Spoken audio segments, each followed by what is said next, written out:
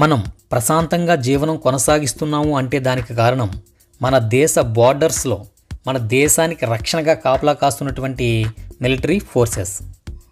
దేశ రక్షణలో భాగంగా దురదృష్టవశాత్తు ఎవరైనా సైనికుడు మరణిస్తే వాళ్ళ కుటుంబాలకు కేంద్ర ప్రభుత్వం నష్టపరిహారం అందజేస్తుంది.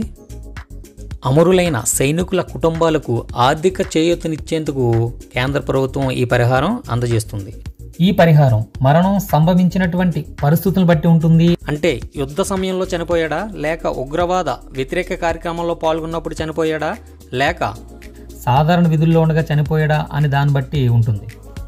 ఈ పరిహారం అనేది ఆర్మీ, నేవీ, ఎయిర్ ఫోర్స్ వంటి అన్ని రక్షణ శాఖల సైనికులకు సమానంగా ఇవ్వబడుతుంది.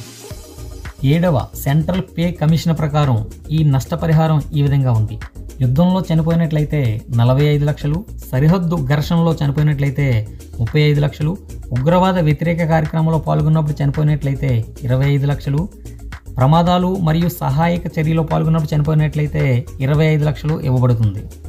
ఇక ఆర్మ్డ్ ఫోర్సెస్ ఫండ్ నుండి 2 నుంచి 8 లక్షల వరకు కూడా ఇస్తారు. ఇది తల్లిదండ్రులు, భార్య మరియు పిల్లలకు పర్సంటేజ్ విధానంలో ఇవ్వబడుతుంది.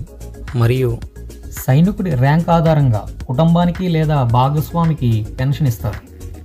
సైనికుల బీమా పథకం ద్వారా మరణం తర్వాత కుటుంబానికి 40 లక్షల నుండి 75 లక్షల వరకు కూడా బీమా అందుతుంది. ఇక వాళ్ళ పిల్లలకు కేంద్రీయ విద్యాలయాల్లో ప్రత్యేక కోటా ఉంటుంది. ఇక రాష్ట్ర ప్రభుత్వాలు కూడా తమ ప్రాంతానికి చెందిన అమరులకు నష్టపరిహారం అందజేస్తారు. అది ఆ రాష్ట్ర విధానాలపై ఆధారపడి ఉంటుంది.